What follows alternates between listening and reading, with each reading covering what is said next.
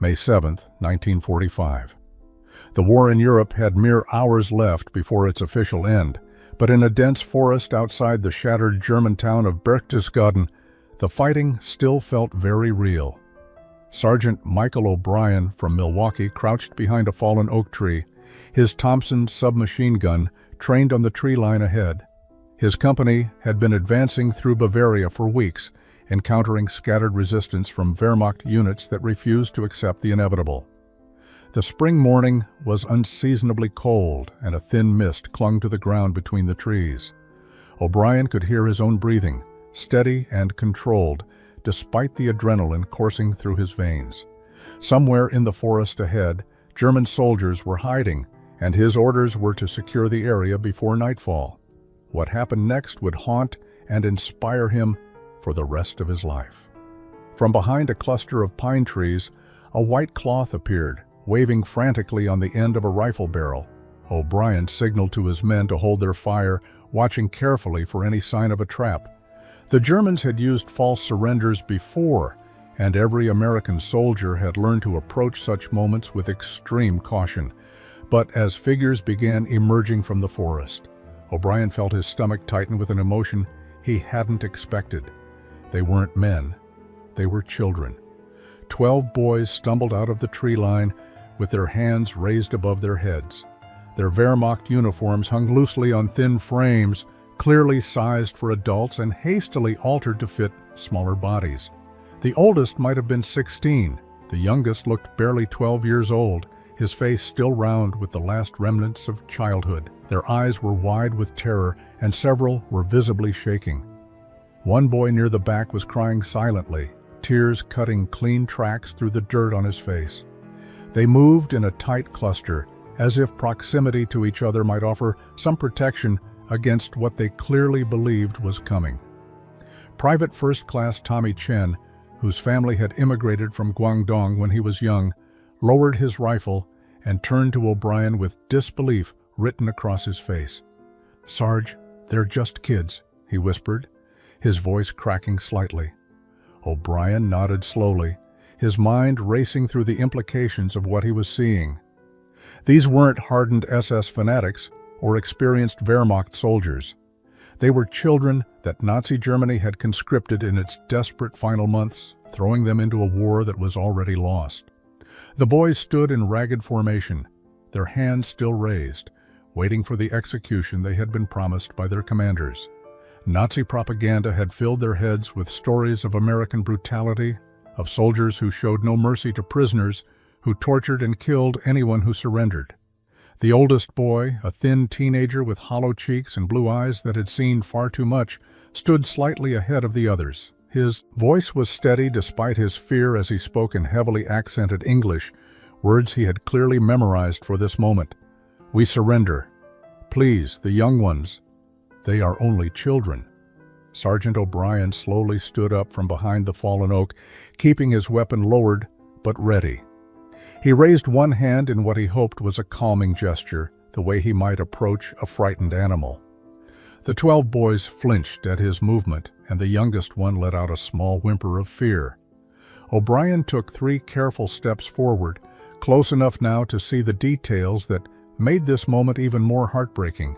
Several of the boys wore boots that were falling apart, tied together with scavenged wire and strips of cloth. Their uniforms were filthy, stained with mud and what appeared to be dried blood. One boy had a bandage wrapped around his left hand, the cloth yellowed with infection. Another had a nasty bruise spreading across his cheek, purple and green against pale skin. The oldest boy who had spoken stepped forward again, positioning himself between O'Brien and the younger children. There was something protective in his stance, despite his own obvious terror. He couldn't have weighed more than 120 pounds, but he stood as straight as he could manage, trying to maintain some dignity in what he believed were his final moments. His German uniform jacket had corporal stripes hastily sewn onto the sleeves, a rank that seemed absurd on someone so young. Behind O'Brien, his squad had emerged from their positions, 8 American soldiers forming a loose semicircle around the surrendering children. Private Chen had slung his rifle over his shoulder, unwilling to point it at boys who reminded him of his younger cousins back in San Francisco.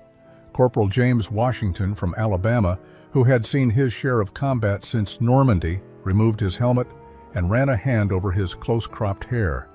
He exchanged a long look with O'Brien, and in that glance passed an entire conversation about the madness of war that would send children to fight grown men. The German boys watched every movement with the intensity of prey animals, their bodies tensed to run despite having nowhere to go. The crying boy had pressed himself against the shoulder of another child, seeking comfort in what he assumed were his last moments alive.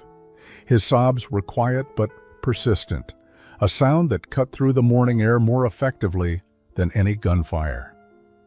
O'Brien cleared his throat and spoke in the calmest voice he could manage, though he doubted many of them understood English beyond basic commands. "Nobody's going to hurt you," he said slowly, enunciating each word. "You're prisoners of war now. You'll be treated according to the Geneva Convention."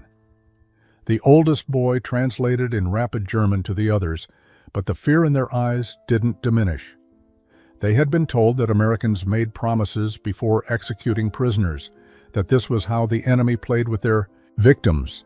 One boy near the middle of the group had closed his eyes tightly, his lips moving in what appeared to be silent prayer. Private First Class Robert Martinez had served as a medic since landing at Anzio, and he had developed an instinct for spotting injuries that needed immediate attention. As he approached the group of terrified children, his trained eye caught something that overrode every other concern. The youngest boy, the one who looked barely 12 years old, was swaying slightly on his feet. His face was flushed despite the cool morning air, and there was a glassy quality to his eyes that Martinez recognized immediately as fever. The child's left leg appeared to be favoring his right, and a dark stain on his trouser leg suggested a wound that had been bleeding for some time. Martinez moved slowly, keeping his Red Cross armband visible as he approached. The boy watched him come closer with the frozen terror of a rabbit facing a fox. When Martinez knelt down to the child's level, speaking gently in broken German he had picked up during the campaign, the boy actually tried to back away. He stumbled, and Martinez caught him by the shoulders to prevent him from falling. The child's body was burning with fever, the heat radiating through his thin uniform jacket. Martinez could feel the boy trembling under his hands, every muscle rigid with fear. The other German children moved instinctively to help their companion, but the oldest boy held them back with a sharp command, clearly believing that any sudden movement might trigger violence from their captors. Martinez ignored the politics and focused on what he knew how to do. He carefully rolled up the boy's pant leg, revealing a deep gash across his calf that had been badly bandaged with strips of dirty cloth. The wound was infected, red and swollen, with the telltale streaks that indicated the infection was spreading. Without proper treatment, the child could lose his leg or worse. The boy whimpered when Martinez examined the wound, biting his lip to keep from crying out. He expected pain, expected cruelty, expected everything except what happened next. Martinez reached into his medical bag and pulled out sulfa powder and clean bandages, speaking in a soothing tone that transcended language barriers. He had treated wounded German soldiers before, but there was something particularly obscene about this child, having been sent into combat in this condition. As Martinez cleaned and dressed the wound with gentle efficiency, he felt the boy's rigid muscles begin to relax slightly. The other children watched with confusion, replacing some of their terror. This wasn't what they had been told would happen. Enemy soldiers weren't supposed to help them, weren't supposed to waste valuable medical supplies on defeated German prisoners, especially not on children who had been fighting against them just hours earlier. Sergeant O'Brien watched the scene unfold and felt something shift in the morning air. His men were lowering their weapons completely now, no longer seeing enemies, but seeing what they actually were. Terrified, wounded, starving children who had been failed by every adult who should have protected them. Sergeant Michael O'Brien stood watching Private Martinez finish bandaging the youngest boy's infected leg, and something in the scene triggered a memory so vivid it nearly knocked the breath out of him. His sister's twins back in Milwaukee, Bobby and Danny, were around the same age as some of these German children. He had photographs of them in his wallet, taken just before he shipped out, showing two gap-toothed boys grinning at the camera in their Little League uniforms. The contrast between those carefree American children and these hollow-eyed German boys in Wehrmacht uniforms created a cognitive dissonance that physically hurt. These children should have been playing baseball or doing homework or sneaking comic books under their blankets at night, not fighting in a war that had already been lost before they were even conscripted. O'Brien turned to Corporal Washington and spoke quietly, aware that his decision might raise eyebrows among the brass if they ever found out. "James, go back to the supply truck and bring up whatever rations we've got. The good stuff, not just K rations. These kids look like they haven't eaten properly in weeks." Washington nodded without hesitation and jogged back toward their position, understanding perfectly what his sergeant was trying to do. The other American soldiers had begun to relax their defensive postures, some sitting down on fallen logs or leaning against trees, transforming the tense standoff into something that resembled a peculiar gathering rather than a military operation. Private Tommy Chen had pulled out a Hershey bar from his pocket and was trying to offer it to one of the middle-aged German boys, a gangly teenager with red hair and freckles who stared at the chocolate as if it might be poisoned. Chen broke off a piece and ate it himself, then offered the rest again with an encouraging smile. The German boy looked to his older companion for permission, received a cautious nod, and accepted the chocolate with trembling fingers. The moment he tasted it, his eyes widened with surprise and something that might have been the first hint of pleasure these children had experienced in months. When Washington returned 15 minutes later, he was carrying a crate that made O'Brien smile despite the gravity of their situation. The supply sergeant at battalion headquarters had a strange obsession with procuring unusual items for the troops, and among the standard rations were several dozen bottles of root beer extract and condensed milk that he had somehow acquired. O'Brien had grown up working in his uncle's ice cream parlor every summer, and he knew exactly what to do with those ingredients. He turned to Private Chen with instructions that must have seemed bizarre given the circumstances. "Tommy, find me some clean canteen cups and see if there's any ice left in the medical cooler. We're going to make these kids something they've never tasted before." For the next 20 minutes, American soldiers who had been fighting through Germany for months became impromptu soda jerks, mixing root beer floats with the precision of short-order cooks. They used melted ice cream powder from their rations, root beer extract mixed with cold water from a nearby stream, and whatever creativity they could muster. The German boys watched this strange activity with complete bewilderment, unable to reconcile their expectations of execution with the surreal reality of their enemies preparing drinks for them. The oldest German boy asked in halting English what was happening, and O'Brien replied with a grin that surprised even himself. "You boys ever had an American root beer float? Well, you're about to find out what you've been missing." The 12 German boys stood in an awkward cluster, watching as American soldiers finished preparing what looked like foaming beverages in metal canteen cups. The drinks were a pale brown color, topped with something white and creamy that fizzed and bubbled at the surface. To children who had survived on watery soup and stale bread for months, who had been taught that Americans were barbaric enemies devoid of mercy or humanity, this scene made absolutely no sense. The youngest boy, whose fever had begun to subside slightly thanks to Martinez's sulfa powder and clean bandages, leaned heavily against the oldest boy's shoulder, exhausted and confused by everything happening around him. The red-haired teenager who had accepted Tommy Chen's chocolate whispered urgently in German to his companions. His words were tinged with suspicion and fear, suggesting that this must be some elaborate psychological torture before their execution, or perhaps the drinks were poisoned to make their deaths less troublesome for the Americans to deal with. Another boy, who couldn't have been more than 13 with a shock of blonde hair and anxious gray eyes, suggested that maybe the Americans were fattening them up before sending them to prison camps, where they would be used for hard labor. Their imaginations, fed by years of Nazi propaganda about enemy cruelty, couldn't comprehend the simple possibility that these American soldiers might actually be showing them genuine kindness. Sergeant O'Brien approached the group carrying 2 of the improvised root beer floats, the foam still bubbling at the rim of the canteen cups. He handed one to the oldest German boy, the self-appointed protector of the group, and gestured for him to drink. The teenager took the cup with both hands, staring down at the strange concoction, as if it might explode at any moment.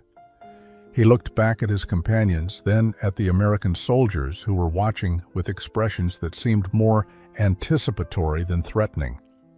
Private Chen mimed drinking from his own cup of water, making exaggerated gestures of enjoyment, trying to communicate that the beverage was safe and meant to be consumed.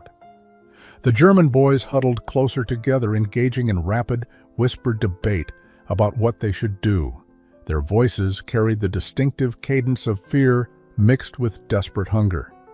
They were starving, their bodies craving sustenance after weeks of inadequate rations and constant movement through hostile territory. But they had been conditioned to expect treachery from their enemies at every turn. One boy suggested they should refuse, maintaining their dignity as German soldiers even in captivity. Another argued that if the Americans wanted them dead, they would already be dead, so perhaps this strange drink was actually safe to consume. The youngest boy, emboldened perhaps by his fever or by the unexpected gentleness of the American medic who had treated his wound, reached out tentatively toward one of the cups that Private Martinez was holding. His small hand was filthy, the fingernails broken and caked with dirt from digging foxholes and crawling through forests. Martinez lowered the cup to the child's level, speaking soft words in his broken German that approximated reassurance and safety. The boy's fingers wrapped around the metal cup, feeling its coolness against his palm. He brought it close to his face, sniffing cautiously at the sweet, unfamiliar aroma that rose from the foaming surface. His companions watched with held breath, waiting to see if their youngest member would be brave enough or foolish enough to take the first sip of whatever this strange American concoction might be. The youngest boy lifted the metal canteen cup to his cracked lips with both hands, his fingers trembling from a combination of fever, fear, and hunger. The other 11 German children watched him with the intensity of witnesses to a potentially fatal decision.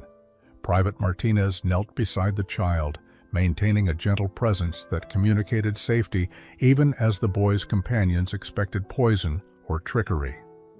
The first sip was tentative, barely wetting the child's lips with the sweet carbonated liquid. His eyes widened immediately, and for a suspended moment, no one in the forest clearing moved or breathed. Then the boy took a longer drink, and his expression transformed completely. The fear didn't vanish entirely, but it was suddenly competing with wonder and surprise and the pure, uncomplicated pleasure of tasting something delicious when you had been starving for weeks. The sweetness of the improvised ice cream mixed with the distinctive flavor of root beer, creating a taste unlike anything these German children had ever experienced. The youngest boy lowered the cup and looked up at Martinez with confusion written across his flushed face, as if trying to reconcile the kindness of this gift with everything he had been taught about American cruelty. The oldest boy, watching his young companion's reaction, carefully, finally brought his own cup to his lips. He drank slowly, methodically, his eyes never leaving the American soldiers who surrounded them. When he lowered his cup, there was foam on his upper lip, and despite his obvious effort to maintain dignity and composure, a small sound escaped him that might have been the beginning of something like relief. He spoke rapidly in German to the other children, and while the American soldiers couldn't understand his exact words, the meaning was clear enough. It's safe. It's actually safe. What happened next was like watching a dam break. The other 10 boys crowded forward, suddenly eager for their own cups of the strange American drink. Corporal Washington, Private Chen, and the other soldiers moved among them, distributing the root beer floats with the care of men who understood the significance of this moment. Some boys gulped their drinks desperately, months of hunger overriding any remaining caution. Others sipped slowly, savoring each mouthful as if it might be their last taste of kindness. The red-haired teenager drank his entire cup in what seemed like 3 long swallows, then stared at the empty container with something approaching grief that it was gone. Sergeant O'Brien watched the transformation with a tightness in his chest that had nothing to do with combat stress. These were the enemies he had been fighting for months, soldiers wearing Wehrmacht uniforms who had been shooting at American troops just hours before. But they were also children, and watching them experience joy for perhaps the first time in months reminded him of why he had joined this war in the first place. It wasn't just about defeating armies or capturing territory. It was about defeating the ideology that would send children to die in hopeless battles, and proving that the American way of treating even enemies with basic human dignity was worth fighting for.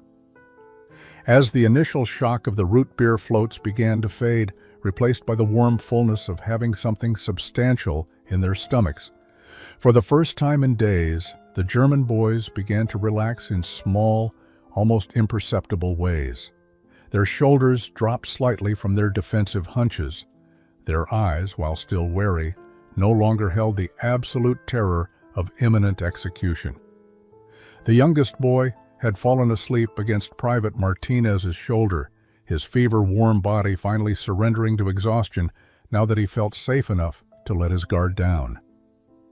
Martinez sat very still, unwilling to disturb the child's rest, one hand resting protectively on the boy's back. Sergeant O'Brien settled himself on a fallen log and gestured for the oldest German boy to sit beside him. The teenager hesitated, then complied, maintaining a careful distance but no longer rigid with fear. Through a combination of the boy's broken English, O'Brien's handful of German phrases, and elaborate hand gestures, they began to communicate. The oldest boy's name was Klaus Zimmermann, and he was 16 years old, though the war had aged him far beyond those years. He had been conscripted 4 months earlier from his home in Bavaria, pulled from his family's farm, where he had been helping his mother and sisters manage the land after his father died at Stalingrad 3 years before. The other boys had similar stories that emerged piece by piece as American soldiers sat among them, sharing cigarettes with the older teenagers and candy bars with the younger ones. The red-haired boy was Friedrich, 14 years old, an orphan whose parents had been killed in an Allied bombing raid on Frankfurt. He had been living on the streets when the Wehrmacht conscripted him, seeing military service as preferable to starvation. The blond boy with gray eyes was Wilhelm, 13, who had been separated from his family during the chaos of the Eastern Front's collapse.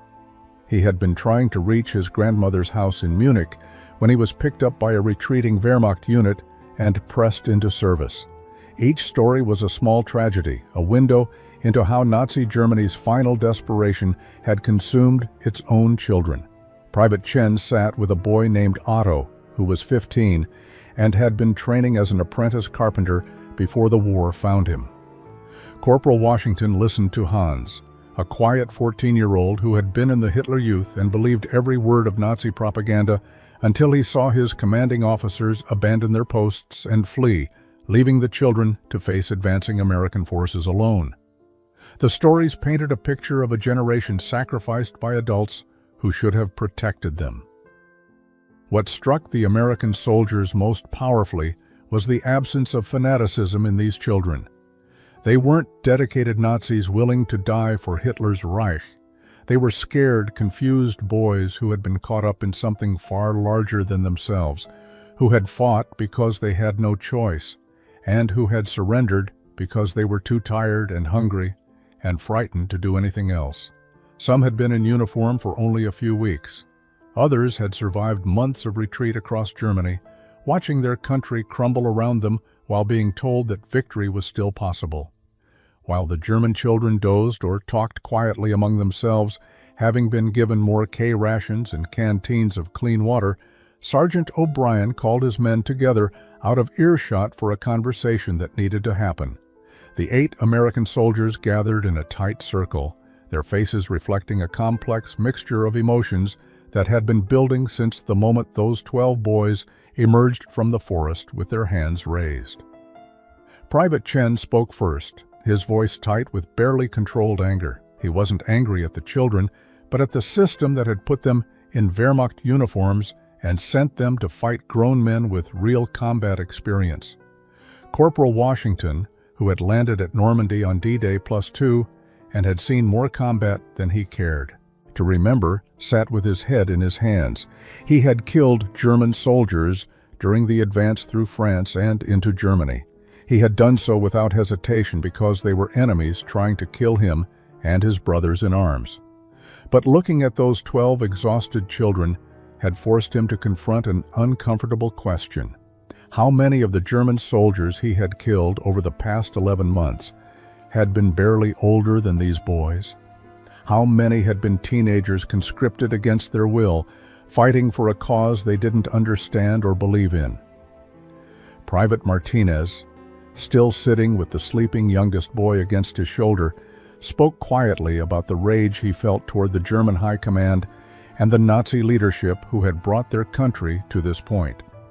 He had treated wounded German prisoners before, had maintained his professional detachment and his commitment to the Hippocratic principles that guided his work as a medic. But treating a 12-year-old child's infected combat wound was different. The boy should have been in school, not bleeding in a forest while fighting a war that had already been lost before he even put on a uniform. Sergeant O'Brien let his men talk through their feelings, understanding that they needed to process what they were experiencing.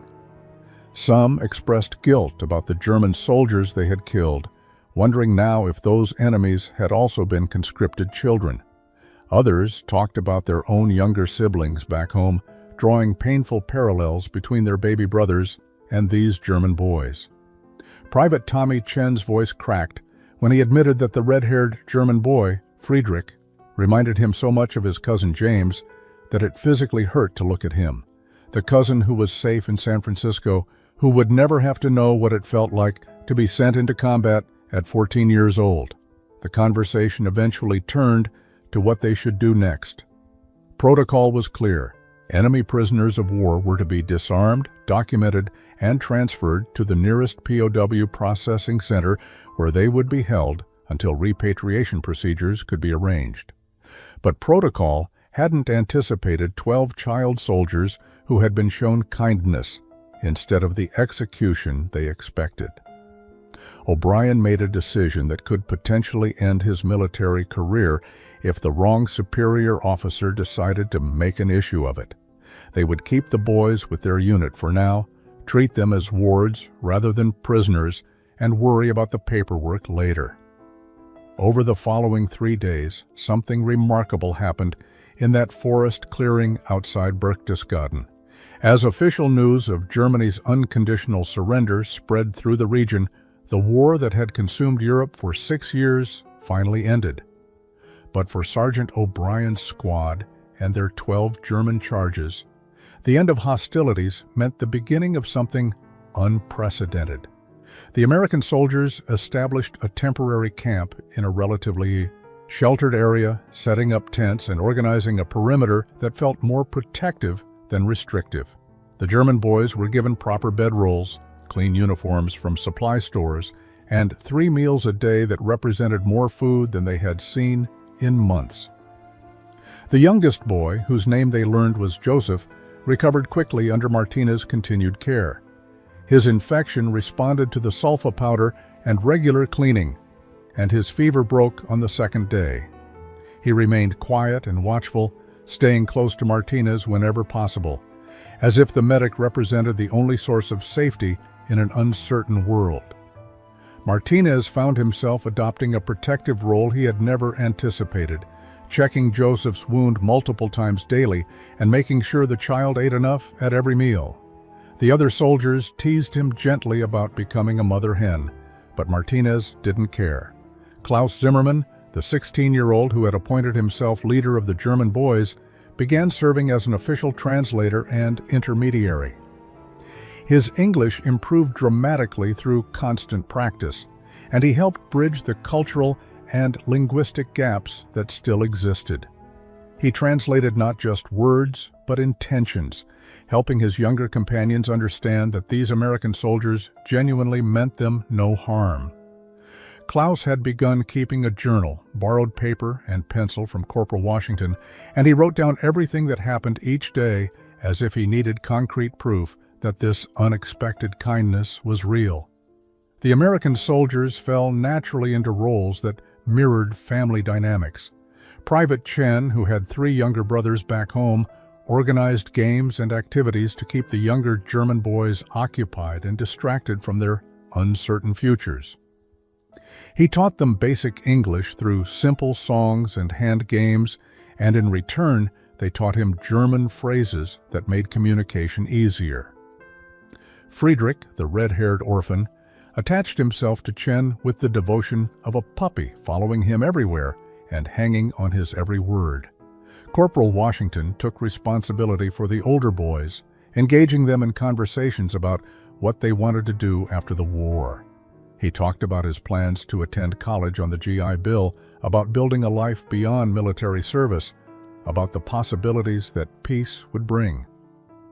Hans, the former Hitler Youth member, listened with fascination to Washington's descriptions of American education and opportunity, comparing them to the rigid limitations of the Nazi system he had grown up in. The contrast was striking, and Hans began asking questions that suggested his indoctrination was crumbling under the weight of lived experience. Sergeant O'Brien coordinated everything, managing supplies and deflecting questions from passing officers about why his squad had acquired 12 German children who seemed to be living more like guests than prisoners. On the 5th day of their unusual arrangement, a Red Cross worker named Eleanor Hartley arrived at the camp with a canvas bag full of mail and a stack of official-looking documents. She was a stern woman in her late 40s who had been working with displaced persons and prisoners throughout the European theater. Her initial expression of disapproval at finding German children living comfortably among American soldiers softened considerably when she saw how the boys were being treated. Klaus approached her tentatively, asking in careful English if she could help them locate their families or at least discover what had happened to their homes. Mrs. Hartley set up a makeshift office in one of the tents and spent 6 hours interviewing each boy individually, recording their full names, birth dates, last known addresses of family members, and any other information that might help trace their loved ones. The process was emotionally grueling for everyone involved. Some boys broke down completely when forced to confront the possibility that they might be orphans. Others maintained stoic composure while providing details about parents, siblings, and homes that might no longer exist. The American soldiers stayed close by, offering quiet support and comfort when the interviews became too painful. What Mrs. Hartley discovered painted a devastating picture. Friedrich's status as an orphan was already confirmed. His parents had been killed 8 months earlier, and he had no other living relatives that he knew of. Wilhelm's grandmother's house in Munich had been completely destroyed in a bombing raid in February. No one knew if the old woman had survived or where she might have gone if she had. Otto's family farm had been in the path of the Soviet advance from the east, and there was no current information about what had happened to his parents and 3 sisters. Klaus received perhaps the most bittersweet news. His mother and 2 sisters were alive, living in a displaced persons camp near Stuttgart. They had been forced to flee their farm when fighting reached their region, and they were now waiting for permission to return home, assuming there was still a home to return to. The relief on Klaus's face at learning his family had survived was overwhelming, but it was tempered by a new complexity. If he could reunite with his family, what would that mean? Would he be separated from the American soldiers who had shown him kindness? Would he have to leave behind the younger boys who depended on his leadership and translation skills? Joseph's situation was perhaps the most heartbreaking. The youngest of the group had been separated from his family during the chaotic evacuation of a town near the Czech border. He knew his parents' names and his home address, but he had no idea if they had survived or where they might be. Mrs. Hartley promised to file inquiries through official channels, but she was honest about the challenges. Millions of people were displaced, records were destroyed, and it might take months or even years to locate anyone. Mrs. Hartley didn't just bring news about families. She also brought newspapers, official reports, and photographs from the concentration camps that Allied forces had been liberating across Germany and Poland. She believed, despite the pain it would cause, that these boys needed to understand the full truth about what their country had done. Sergeant O'Brien initially objected, wanting to protect the children from such horrific knowledge, but Mrs. Hartley was firm in her conviction. These boys would have to live in a post-war world that would judge Germany for its crimes, and they deserved to understand why. She gathered all 12 boys in the largest tent and, with Klaus translating when necessary, began to explain what the Allies had discovered. She started with factual, clinical descriptions of the concentration camp system, the systematic murder of millions of Jews, Roma, disabled persons, political prisoners, and other groups deemed undesirable by Nazi ideology. The boys listened with growing confusion and disbelief. This wasn't what they had been taught. The propaganda had told them that Germany was defending itself against enemies, that the war was about survival and honor and protecting their homeland. Then, Mrs. Hartley showed them the photographs. Images from Bergen-Belsen, Dachau, Auschwitz, pictures of mass graves, of emaciated prisoners, of children not much younger than themselves who had been systematically starved and worked to death. The reaction was immediate and visceral. Several boys began crying, others sat in shocked silence, unable to process what they were seeing. Friedrich ran out of the tent and vomited in the bushes, his body rejecting the horror of what his eyes had witnessed. Wilhelm kept repeating in German that it couldn't be real, that these pictures must be fake propaganda created by the Allies to make Germany look evil. Klaus sat frozen, staring at a photograph of children behind barbed wire at Auschwitz. His hands were shaking so badly that he had to set the picture down.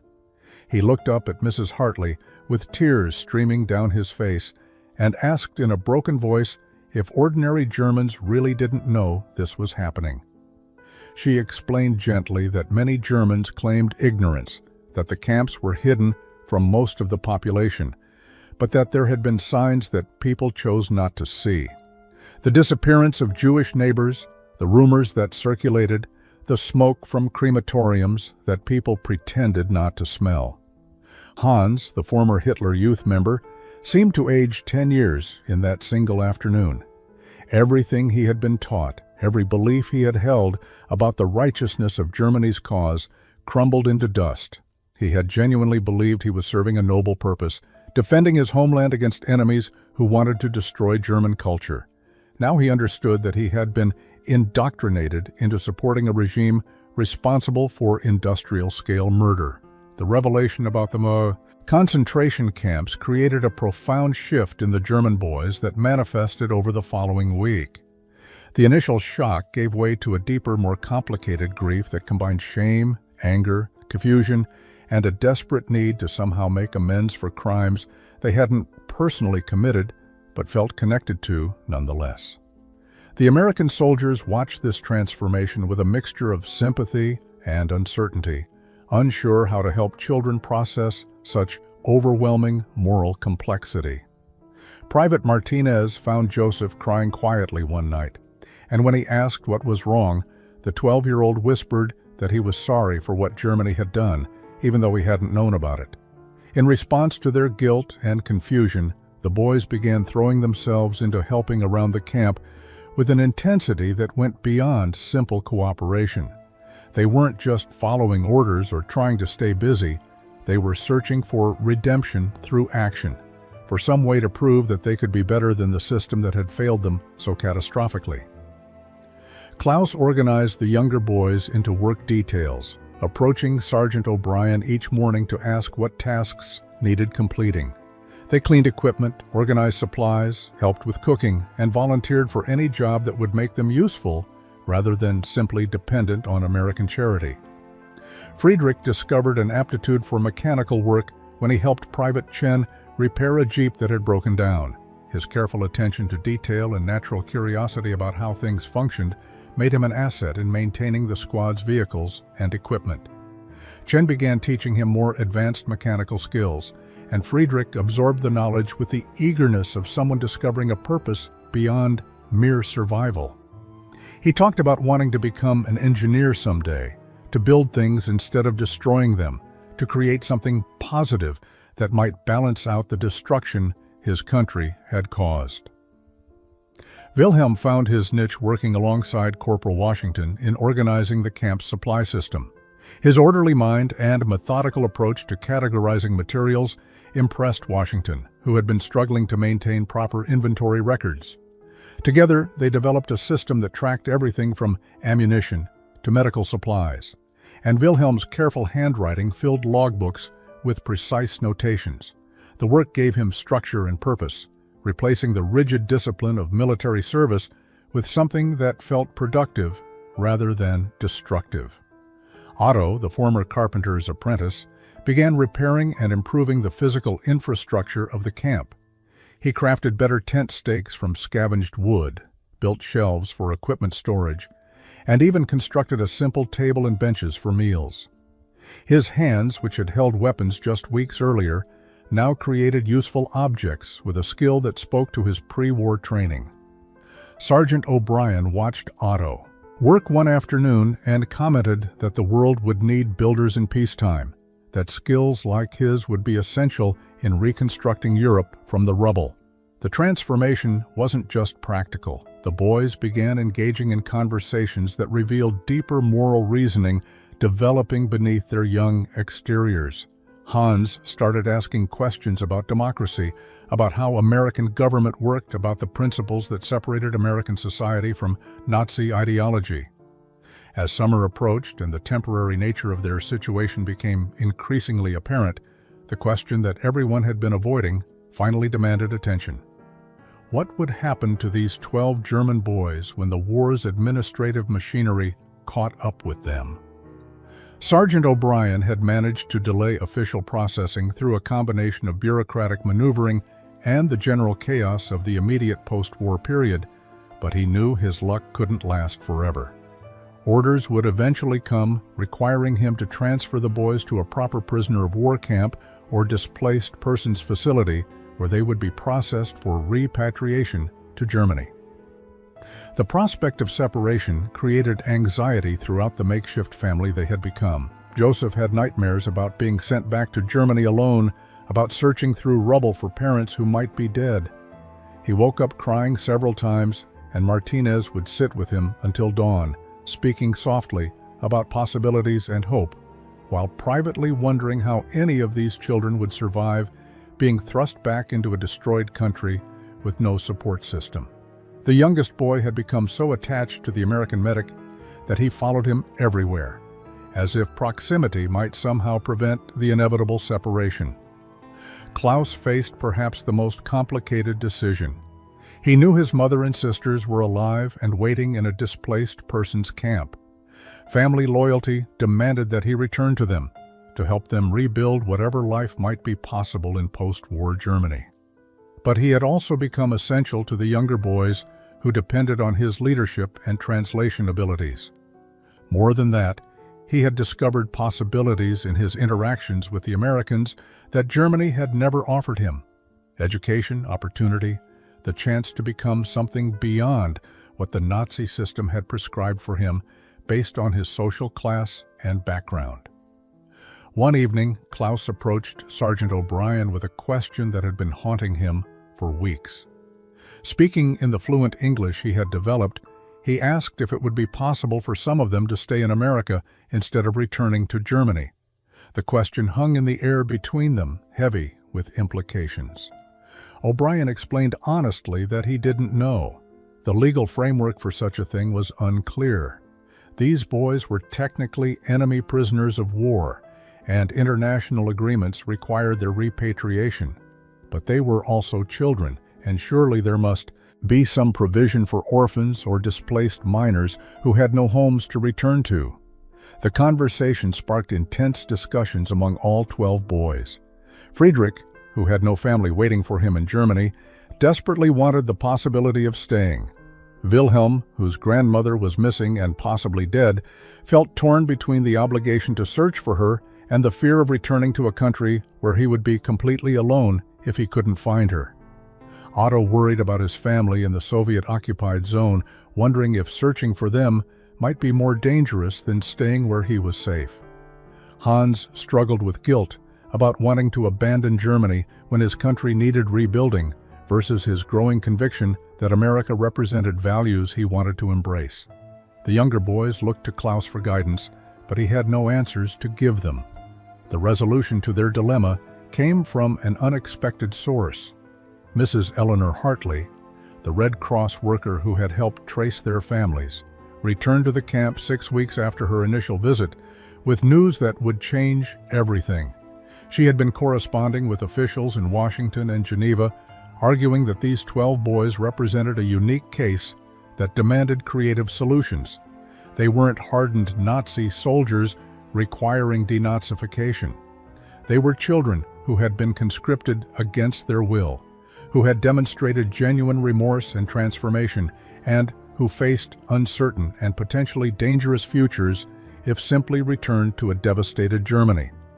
Her advocacy had resulted in the creation of an experimental program that would allow qualified German minors to be sponsored for immigration to the United States if American families were willing to take responsibility for them. The program had strict requirements. Sponsors had to prove financial stability, provide suitable housing, ensure the children received education, and commit to helping them integrate into American society. The children would be monitored by social workers and would need to demonstrate good behavior and genuine effort to become productive members of their communities. It was an unprecedented opportunity born from the chaos of post-war immigration policy and the compelling nature of their specific story. The news spread through military channels and then to civilian communities faster than anyone anticipated. The story of 12 German child soldiers who had expected execution but received root beer floats instead captured public imagination in a way that transcended typical wartime narratives. Newspapers picked up the story, initially from reports by soldiers who had witnessed the surrender, and then through Mrs. Hartley's carefully crafted appeals to humanitarian organizations. The narrative combined elements that Americans found compelling. Innocent children betrayed by evil leadership, acts of mercy by American soldiers, and the possibility of redemption through kindness rather than vengeance. Applications from potential sponsors began arriving within days of the program's announcement. Farm families in Iowa and Wisconsin saw opportunities to gain helpful workers while offering stable homes to displaced boys. Urban families in cities like Boston, Chicago, and Milwaukee were moved by humanitarian impulses and wanted to participate in what they saw as a uniquely American act of generosity. Some applicants were motivated by religious conviction, viewing sponsorship as a moral obligation to help children who had suffered through no fault of their own. Others were immigrants themselves, or children of immigrants who understood what it meant to build new lives in a foreign country.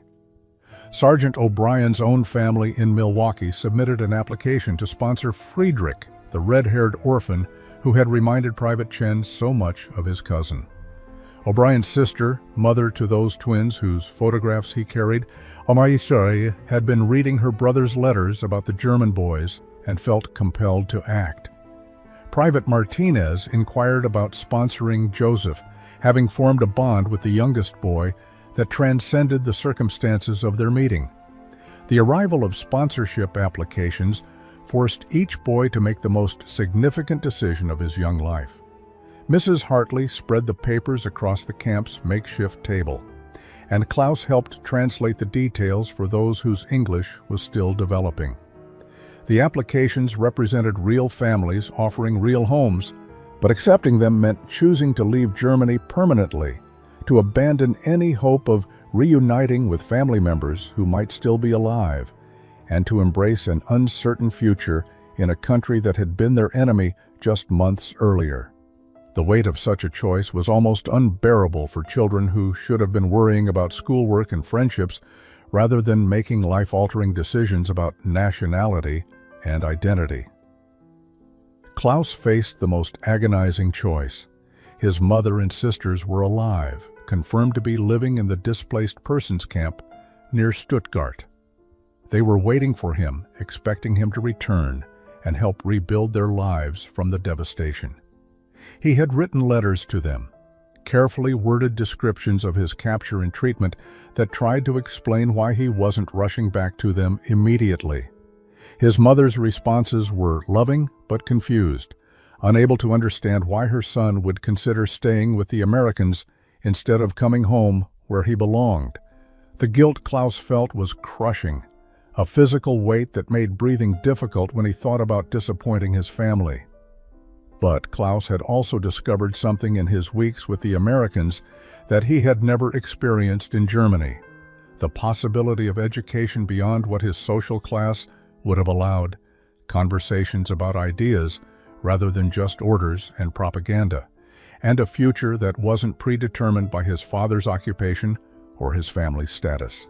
Sergeant O'Brien had been teaching him about American universities, about how veterans were going to receive educational benefits that would allow them to attend college regardless of their backgrounds. Klaus dreamed of studying engineering or languages, of becoming someone beyond what Nazi Germany would have permitted a farmer's son to aspire toward. Friedrich's decision was simpler in some ways, but no less profound. He had no family waiting in Germany, no home to return to, nothing but memories of parents who were dead and a city that was rubble. The application from O'Brien's family in Milwaukee represented more than just a place to live. It represented belonging, the possibility of having a family again, of being someone's son, even if not by blood. He accepted immediately, then spent 3 days terrified that something would go wrong and the opportunity would disappear like smoke. Private Chen helped him write a letter to O'Brien's sister, careful English sentences that tried to express gratitude while not presuming too much. Wilhelm ultimately chose repatriation, deciding that he needed to search for his grandmother, even if the odds of finding her alive were slim. He couldn't abandon her without knowing for certain what had happened, couldn't build a new life in America while wondering if she was alone and suffering somewhere in the ruins of Munich. The morning of August 15, 1945, arrived with a mixture of anticipation and heartbreak that permeated the entire camp. 7 of the 12 German boys had accepted sponsorship offers and would be traveling to America within the week. 5 had chosen repatriation, including Wilhelm, who remained determined to search for his grandmother, and Klaus, who ultimately could not abandon his mother and sisters despite his dreams of American education. The division of the group felt like tearing apart a family that had formed under the most unlikely circumstances imaginable. They had survived together, transformed together, and now they would face their futures separately. The American soldiers who had become surrogate family to these boys struggled with their own complicated emotions. Sergeant O'Brien had grown particularly close to Klaus, seeing in the intelligent 16-year-old a younger version of himself, someone capable of great things if given the opportunity. He spent their final evening together talking about the future, encouraging Klaus to pursue education in Germany, reminding him that rebuilding his country was noble work that required good men with vision. Klaus listened with tears streaming down his face, understanding that O'Brien was trying to make him feel better about a decision that felt like giving up on his dreams. Private Martinez had been working behind the scenes to expedite Joseph's sponsorship paperwork, calling in favors and navigating bureaucracy with single-minded determination. The 12-year-old boy who had arrived with a fever and an infected leg wound had become like a son to him. Martinez had no children of his own, wasn't even married, but he knew with absolute certainty that he wanted to raise this child, to give him the safety and love that war had stolen from him. The paperwork finally came through 3 days before their scheduled departure, and Martinez held Joseph while the boy cried with relief and residual fear that something might still go wrong. Friedrich packed his few belongings with trembling hands, still unable to believe that he was going to have a real family again. O'Brien's sister had sent photographs of his future home, of the twins who would become his brothers, of the small room that would be his own space. The red-haired orphan who had been living on the streets of Frankfurt before his conscription kept touching these photographs as if they might disappear, proof that his new life was real and waiting for him. Private Chen helped him practice English phrases he would need, teaching him how to introduce himself to his new family with confidence rather than the subservient gratitude of a refugee. Otto was being sponsored by a farming family in Iowa who had lost their own son at Normandy. They had read about the German boys and seen in Otto's carpentry skills and farming background someone who could help work their land while honoring their son's memory through an act of mercy he might have approved of. Hans would be going to a German-American family in Pennsylvania who had maintained connections to their heritage while embracing American values. The family patriarch was a professor who believed in rehabilitation through education and wanted to mentor a former Hitler Youth member toward better understanding. The transition to American life proved both easier and harder than any of the boys had anticipated. Friedrich arrived in Milwaukee on a sweltering August afternoon and was immediately engulfed by O'Brien's family with a warmth that was overwhelming after years of war and loss. The twins, Bobby and Danny, treated him like the big brother they had always wanted, following him everywhere and peppering him with questions about Germany that he struggled to answer without revealing the full horror of what he had experienced. O'Brien's sister, Margaret, gave him space to adjust while making clear that he was family now, not a guest or a charity case. She enrolled him in high school for the fall semester, bought him new clothes, and never once made him feel like his presence was a burden. Joseph's adjustment was complicated by nightmares that woke him screaming several times a week. Martinez, who had left the army to focus on raising his adopted son, sat with him through those dark hours, speaking softly about safety and permanence until Joseph could breathe normally again. They lived in a small apartment in Los Angeles, and Martinez worked as a civilian medic while Joseph attended elementary school. The boy's English improved rapidly, but he carried a wariness that teachers noticed, a tendency to flinch at loud noises, and to hoard food in his desk as if fearing he might starve again. Martinez worked patiently with school counselors to help Joseph understand that his trauma was normal, that healing would take time, that having scars didn't mean being broken. Otto thrived on the Iowa farm in ways that surprised everyone, including himself. The physical labor reminded him of home, but without the fear and violence that had permeated his final months in Germany.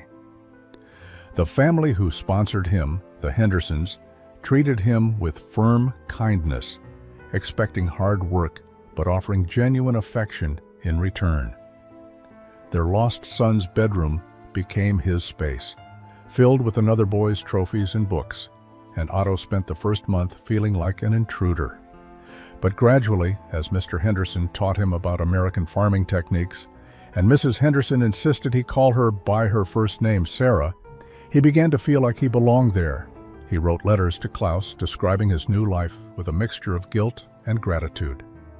Hans faced perhaps the most challenging adjustment because his sponsoring family, the Vogels, explicitly wanted to help him deprogram from Nazi indoctrination. Professor Vogel assigned him books about philosophy, history, and political theory, then engaged him in long discussions that challenged everything Hans had been taught. The process was painful, requiring Hans to confront his own complicity in a system he had enthusiastically supported.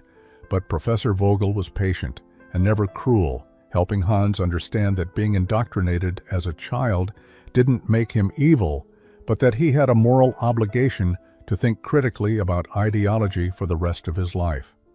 Hans enrolled in public school and was startled by the diversity of his classmates, by the casual friendships between students of different backgrounds that would have been impossible in Nazi Germany. 25 years after those 12 German boys emerged from a Bavarian forest expecting execution, a reunion was organized in Milwaukee that brought together both those who had stayed in America and those who had returned to Germany. The event was covered by local newspapers and drew significant public interest as a symbol of post-war reconciliation and the power of individual mercy to transcend national hatred.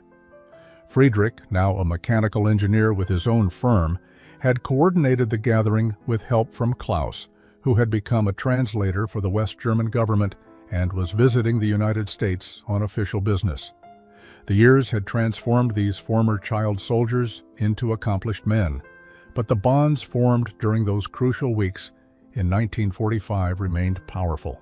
Joseph arrived with Martinez, who was now 63 years old and still as protective of his adopted son as he had been when Joseph was 12. Joseph had become a pediatrician, dedicating his life to caring for children in a direct response to the care he had received when he needed it most. He still kept the diary Martinez had given him during those early difficult months in Los Angeles, filled with drawings and words that documented his journey from traumatized war orphan to confident American physician. Otto brought Sarah Henderson, his sponsor mother, who had insisted he stop calling her Mrs. Henderson within his first year on the farm. She was elderly now, but still sharp, and she told anyone who would listen about how Otto had revitalized their farm with innovations and hard work. Otto had married a local girl, raised 4 children on that Iowa farm, and never forgot that an act of mercy had given him the life he now enjoyed. Hans had become a professor himself, teaching political science at a Pennsylvania university and specializing in the study of authoritarianism and propaganda. His sponsor, the elder Professor Vogel, had passed away 5 years earlier, but Hans credited him with saving his life by teaching him how to think rather than simply what to think. He had written books about his experience in the Hitler Youth and his subsequent deprogramming, becoming a voice for understanding how ordinary people could be manipulated by totalitarian systems. Klaus brought photographs of his family in Germany, showing his successful career and the rebuilt family farm that he and his sisters had restored from wartime devastation. He had maintained correspondence with all the boys throughout the years, serving as a bridge between those who stayed in America and those who returned to Germany. He spoke emotionally about how his brief time with American soldiers had shaped his understanding of democracy and human dignity. The reunion lasted 3 days, filled with stories, laughter, tears, and profound gratitude for Sergeant O'Brien, who attended with his own grandchildren. Now retired and graying, he listened to these successful men talk about that May morning in 1945 when they emerged from the forest as terrified children and encountered Americans who chose mercy over vengeance. They raised glasses of root beer in his memory of Wilhelm and in celebration of the simple gesture that had demonstrated that even in war's darkest moments, humanity could triumph over hatred if people chose to let it.